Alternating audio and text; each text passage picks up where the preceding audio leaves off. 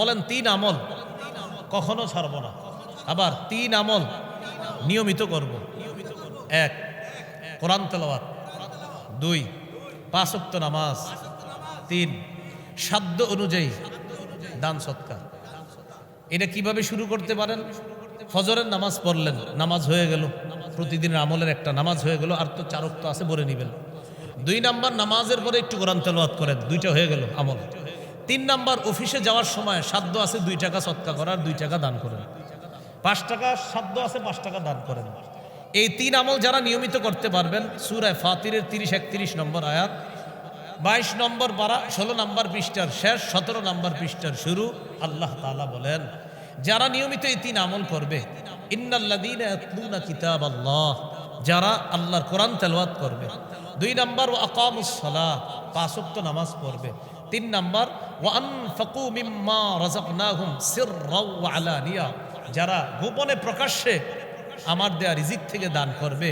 ইয়ারজুনা তিজারাতান লান তাবুর, তারা এমন একটা ব্যবসার আশা করবে যেই ব্যবসায় কখনো লস নাই, লাভ আর লাভ।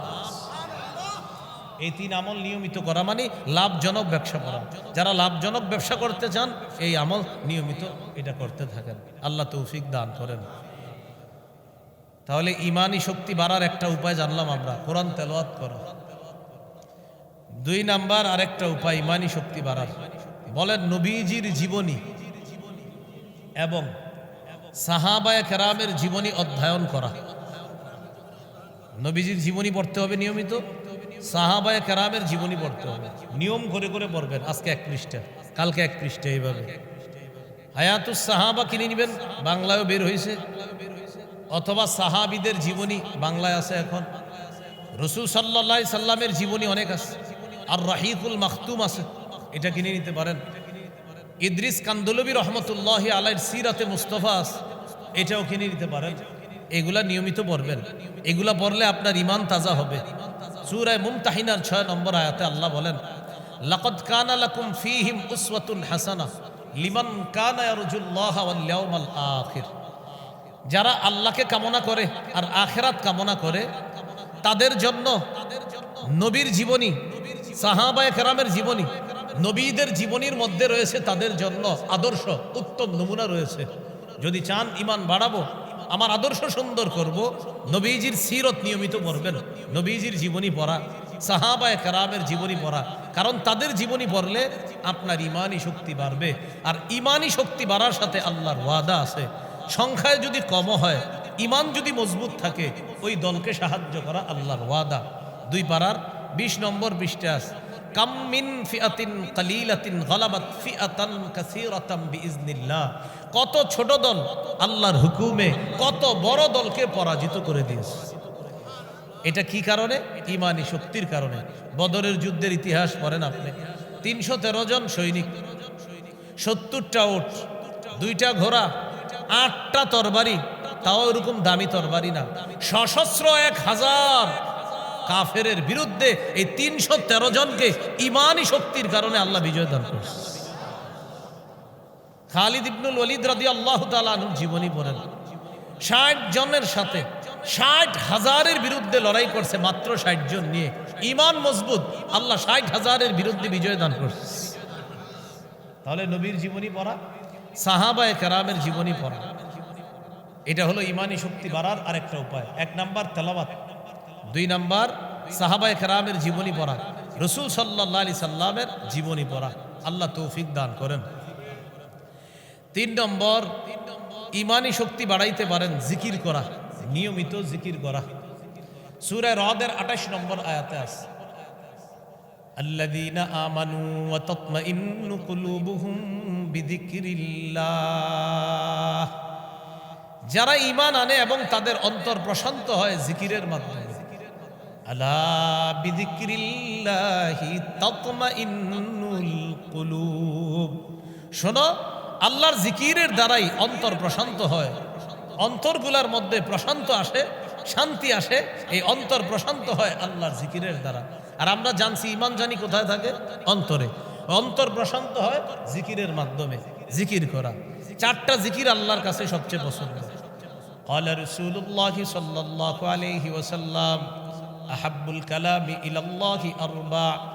রাসূলুল্লাহ সাল্লাল্লাহু আলাইহি সাল্লাম বলেন, আল্লাহর কাছে চারটি কথা পছন্দনীয়: সুবহানাল্লাহ, ওয়ালহামদুলিল্লাহ, লা ইলাহা ইল্লাল্লাহ, আল্লাহু আকবার। এই চারটা কথা আল্লাহর কাছে সবচেয়ে পছন্দনীয়। এই চারটার মধ্যে আবার শ্রেষ্ঠ জিকির হলো আফজালুয যিকরি লা ইলাহা ইল্লাল্লাহ। সবচেয়ে ফজিলতপূর্ণ জিকির হলো লা ইলাহা ইল্লাল্লাহ। তিরমিজির হাদিস 3592 নম্বর হাদিস। قال رسول الله صلى الله عليه وسلم ما من عبد কোন বান্দা قال لا إله إلا الله, কোন বান্দা এই কথা বলল যে লা ইলাহা ইল্লাল্লাহ খালিসান মুখলিসা, ইখলাসের সাথে লা ইলাহা ইল্লাল্লাহ মুখ দিয়ে একবার বলল কোন বান্দা। আরেকটা এইভাবে আসে, মা মিন আবদিন ক্বাত্তু লা ইলাহা ইল্লাল্লাহ মুখলিসা, কোন বান্দা যদি একবার ইখলাসের সাথে লা ইলাহা ইল্লাল্লাহ পড়ে, ইল্লা ফুতিহাত লাহু আবওয়াবুস সামাই হাত্তা তুফজিয়া ইলাল আরশ, আসমানের সবগুলা দরজা খুলে দেওয়া হয় তার লা ইলাহা ইল্লাল্লাহ যেন আল্লাহর আরশ পর্যন্ত পৌঁছে যায়। তাহলে জিকির করা, জিকিরের মাধ্যমে ঈমান বাড়ে, তেলাওয়াতে ঈমান বাড়ে, জিকিরে ঈমান বাড়ে। আল্লাহ আমাদের সকলকে নিয়মিত কোরআন তেলাওয়াত করা, নিয়মিত জিকির করা, নিয়মিত নবীর জীবনী, সাহাবায়ে কেরামের জীবনী পড়ার তৌফিক দান করেন। মনে থাকবে তো ইনশাআল্লাহ। ঈমানি শক্তি বাড়ানোর আরেকটা উপায়, সেটা হলো কাউকে ভালোবাসা আল্লাহর জন্য, কাউকে ঘৃণা করা আল্লাহর জন্য। তাহলে আপনার ঈমান মজবুত থাকবে। যারে ঘৃণা করা দরকার আল্লাহর জন্য ঘৃণা করতে হবে, যাকে ভালোবাসা দরকার আল্লাহর জন্য ভালোবাসতে হবে। আবু দাউদের হাদিস, রাসূলুল্লাহ সাল্লাল্লাহু আলাইহি সাল্লাম বলেন, মান আহাব্বা লিল্লাহ ওয়া আবগাদা লিল্লাহ ওয়া মানাআ লিল্লাহ ফাকাদ ইসতাকমালাল ঈমান। যে ব্যক্তি কাউকে আল্লাহর জন্য ভালোবাসে, আল্লাহর জন্য ঘৃণা করে, আল্লাহর জন্য দান করে, আবার আল্লাহর জন্যই দান করে না, মানে দেয় আল্লাহর জন্য, আবার দেয় না কখনো আল্লাহর জন্য। আল্লাহর জন্য দেয়, সঠিক খাতে দেয়, আবার আল্লাহর জন্য দেয় না, হারাম খাতে দেয় না। একজন আইসা বলছে দাও, তো দেখলো খাতটা হারাম, বললো না না আমি দিব না। ভাই কেন দিবা না? আমার আল্লাহরে খুশি করার জন্য তোমারে দিব না, কারণ এখানে তুমি হারাম কাজ করবা। সেখানে কেন দিলা? সেখানে ভালো কাজ হয়েছে, তাই রবকে খুশি করার জন্য সেখানে দিয়েছে। তাহলে দেওয়া আল্লাহকে খুশি করার জন্য, আবার হারাম খাতে না দেওয়া এটাও আল্লাহকে খুশি করার জন্য। নবী বলেন ফাকাদ ইসতাকমালাল ঈমান, সে তার ঈমানকে পরিপূর্ণ করবে। তাহলে ঈমানি শক্তি বাড়ানোর আরেকটা কারণ জানলাম, কাউরে ভালোবাসা আল্লাহর জন্য, ঘৃণা করা আল্লাহর জন্য, দান করা আল্লাহর জন্য, আবার দান না করা এটাও আল্লাহর জন্য। আল্লাহ কথাগুলা মনে রাখার তৌফিক দান করেন। চলে যায় আমাদের দ্বিতীয় আলোচনা। কয়টা কারণ জানবো আজকে আমরা? 17টা বিপর্যয় থেকে বাঁচার। 1 নাম্বার ঈমানি শক্তি অর্জন, 2 নাম্বার ইসলামে পরিপূর্ণ রূপে প্রবেশ করা, এটা দ্বিতীয় উপায়। ইসলামে পরিপূর্ণ রূপে প্রবেশ করা, একটু মন দেন। এটা সূরা বাকারার 208 নম্বর আয়াতে আল্লাহ বলেন, ইয়া আইয়ুহাল্লাযীনা আমানু দুখুলু ফিস সিলমি কাফা, হে ঈমানদারগণ তোমরা ইসলামে পরিপূর্ণ রূপে প্রবেশ করো। ইসলামে পরিপূর্ণ রূপে প্রবেশ করার উদ্দেশ্য কি? অসংখ্য মানুষ আছে তার নাম মুসলমান, কিন্তু নামাজ পড়ে নাই। কি পড়ে নাই? নামাজ পড়ে। ঈমানদার, আল্লাহ বলছে হে ঈমানদার, এর মানে হলো আপনি আল্লাহকে বিশ্বাস করেন, এটা আল্লাহও স্বীকৃতি দিল, এজন্য বলল হে ঈমানদার। পরে বলছে ইসলামে পরিপূর্ণ রূপে প্রবেশ করো। এক ব্যক্তি এশার নামাজ পড়ছে, তো বললাম ভাই এশার নামাজ পড়েছে? মুসলমান এশার নামাজ পড়বে, এশার নামাজ মুসলমান পড়বে, এটা তো মুসলমানই করবে। আচ্ছা তুমি রোজা রাখছো? তা আমি মুসলমান, আমি রোজা রাখবো না, কে রাখবে? আচ্ছা আপনি হজ করছেন, আপনার উপর হজ ফরজ হয়েছে, তো আমি মুসলমান, হজ ফরজ হলে হজ করবো না? আচ্ছা আপনি জাকাত দিছেন, আমি মুসলমান, তো জাকাত ফরজ হলে আমি জাকাত দিব না? মানে একটা মুসলমান জাকাত ফরজ হবে, স্বাভাবিক বিষয় সে জাকাত দিবে। একটা মুসলমান হজ ফরজ হবে, স্বাভাবিক বিষয় সে হজ করবে। একজন মুসলমান বালেগ হয়েছে, 5 ওয়াক্ত নামাজ পড়বে, স্বাভাবিক সে 5 ওয়াক্ত নামাজ পড়বে। বালেগ হওয়ার পর একজন মুসলমান রোজা রাখবে, এটা তো স্বাভাবিক বিষয়, সে রোজা রাখবে। কিন্তু আপনারা বলেন হজ করে না, রোজা রাখে না, জাকাত দেয় না, নামাজ পড়ে না, এমন মুসলমান নামধারী সমাজে আছে না? এই জন্য আল্লাহ বলছে ইসলামে পরিপূর্ণ প্রবেশ করো, ইসলামে পরিপূর্ণ প্রবেশ করো। দেখবেন আবার হাসি দিতে দিতে চা দোকানের সামনে বৈশা বলে নামাজ না বললেও কি হবে, ইমান ঠিক আছে, গর্ব করে বলে। আল্লাহ বলছে ইসলামে পরিপূর্ণ প্রবেশ করো।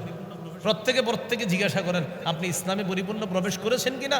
আমি প্রত্যেকে বলি না, আজকে বাসায় যাবেন না, আপনার বাসায় 10 জন সদস্য, ওদেরকে আপনি জিজ্ঞাসা করেন। আপনার বিবি পর্দা করেন, আজকে গিয়ে বলেন তুমি কালকে থেকে পর্দা করতে হবে, সে আপনার এর বিপরীতে 10টা যুক্তি দিবে। আপনি আজকে আপনার বাবারে গিয়ে বলেন আব্বা কালকে থেকে সুদ ছাড়তে হবে, আপনার উল্টা 10টা যুক্তি দিয়ে বুঝাবে আমি সুদ ছাড়বো না। বললাম তো, আপনি 10 জন সদস্য যারা, ওদেরকে আপনি পরিপূর্ণ ইসলাম পালন করতে পারবেন না। আপনি ঘরে গিয়ে দেখেন। তাহলে বিপর্যয় থেকে উত্তরণের 2 নাম্বার উপায় ইসলামে পরিপূর্ণ রূপে প্রবেশ করা। বলেন ইনশাআল্লাহ করব তো ইনশাআল্লাহ।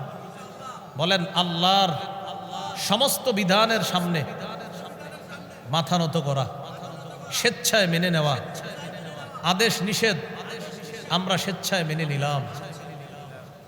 আল্লাহ তৌফিক দান করে।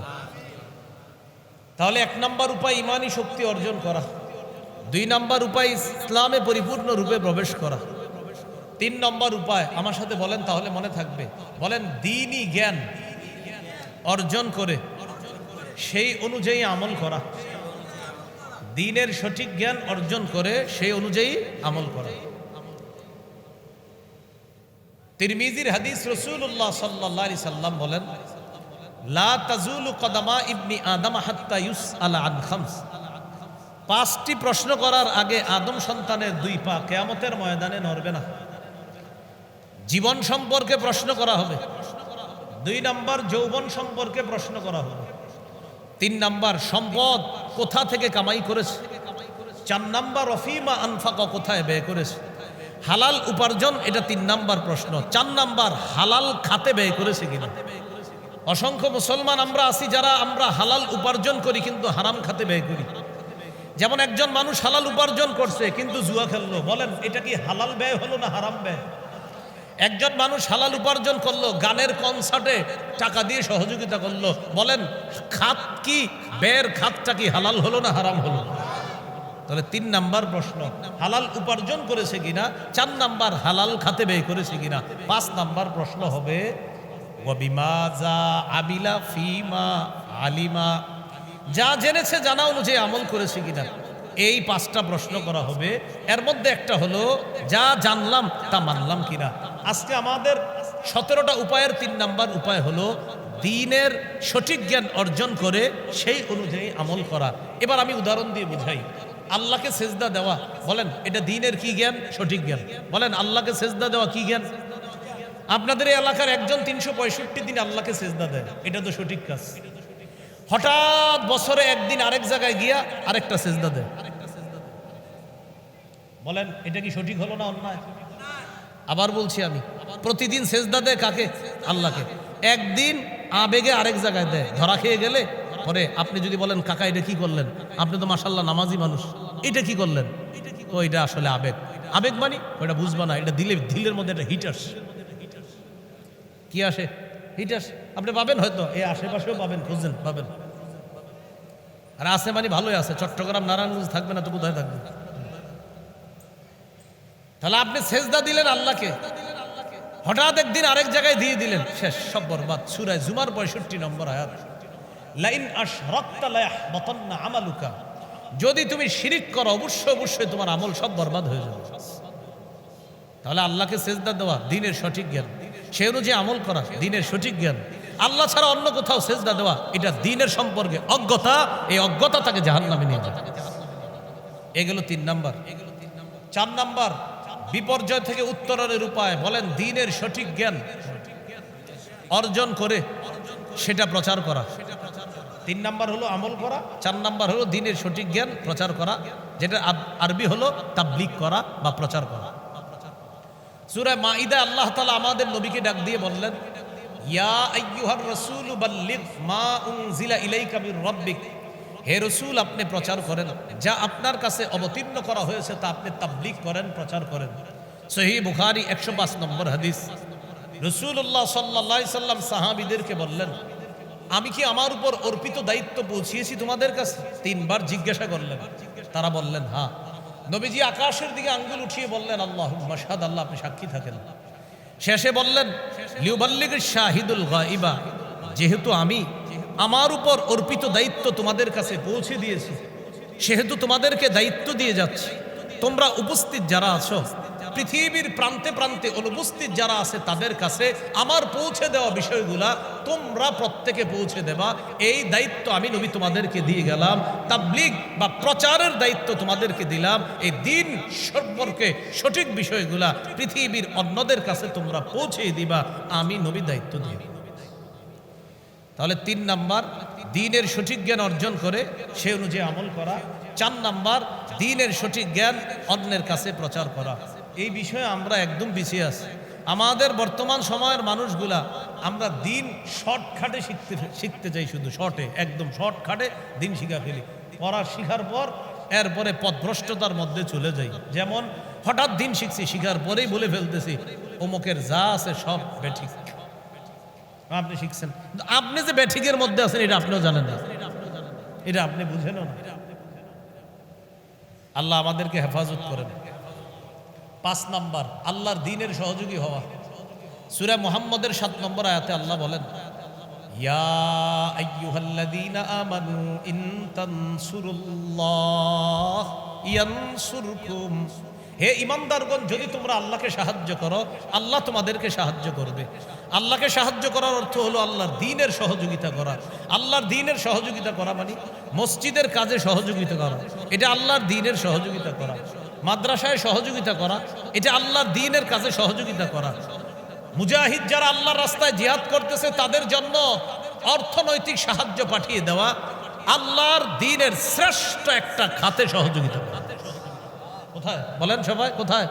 জিহাদের ময়দানে যারা, তাদের জন্য অর্থ পাঠিয়ে দেওয়া, এটা আল্লাহর দ্বীনের শ্রেষ্ঠ একটা সহযোগিতা হবে। তো এই বিষয়টা বললেই সবার মধ্যে একটা এই অনুভূতি আইসা যায়। আমাদের মুসলমানদের মাথা এমন হয়ে গেছে, জিহাদ আর মুজাহিদ শব্দ শুনলেই ইন্না লিল্লাহ, কি বলে ইন্না লিল্লাহ। হুজুর আপনার ওয়াজ তো এতদিন ঠিক ছিল, হঠাৎ আপনি এই জুমায় কি বয়ান করলেন, এটা কি হয়েছে? আস্তে সভাপতি, সেক্রেটারি বলেন, সবাই বলেন, সবার মস্তিষ্ক তৈরি হয়ে গেছে এখন জিহাদ মুজাহিদ মানে ইন্না লিল্লাহ। অথচ বাস্তবতা হলো কি? বাস্তবতা 13 বছর সন্ত্রাসগিরি করলো কাফেররা। কয় বছর? জোরে বলেন, কয় বছর? এই সন্ত্রাস প্রতিহত করার যেই পবিত্র পদ্ধতি আল্লাহ দিছে, এটার নাম জিহাদ। তো আগে তো সন্ত্রাসগিরি হলো কয় বছর? কেন এই কথা আপনি বুঝান না জাতিরে? 13 বছর সন্ত্রাসগিরি আগে হয়েছে, এরপর আল্লাহ জিহাদের বিধান দিছে। সূরা হজ 40-41 নম্বর আয়াত, উযিনা লিল্লাযীনা ইউকাতালুনা বিআন্নাহুম যুলিমু। অনেক সহ্য করেছেন, এবার যারা আপনাদেরকে আক্রমণ করতেছে তাদেরকে প্রতিহত করার অনুমতি দেওয়া হলো। 13 বছর সন্ত্রাসগিরি করলো কাফেররা। সন্ত্রাস প্রতিহত করার পবিত্র বিধানের নাম জিহাদ। বর্তমান পৃথিবীতে যারা সন্ত্রাসী কর্মকাণ্ড করছে তারা জিহাদ শব্দ পছন্দ করছে না, কারণ সন্ত্রাস নির্মূলের পবিত্র বিধানের নাম জিহাদ। কিন্তু এটা সম্পর্কে তারা উল্টাটা জাতিকে বুঝাচ্ছে, তারা উল্টা বুঝায় তো জঙ্গিবাদ খতম করি, এটা বুঝে। এই জন্য এই বিষয়টা আপনি বুঝতে ভুল করবেন না, খুব সহজভাবে এটা বুঝতে হবে আপনার। এটা পবিত্র একটা বিধান, এই খাতে সহযোগিতা করা, শ্রেষ্ঠ একটা খাতে সহযোগিতা করা। এ হলো 5 নাম্বার। 1 নম্বর ইমানি শক্তি অর্জন, 2 নম্বর ইসলামে পরিপূর্ণভাবে প্রবেশ, 3 নম্বর দ্বীন সম্পর্কে সঠিক জ্ঞান শিখে সে অনুযায়ী আমল, 4 নম্বর দ্বীনের সঠিক জ্ঞান অন্যের কাছে প্রচার।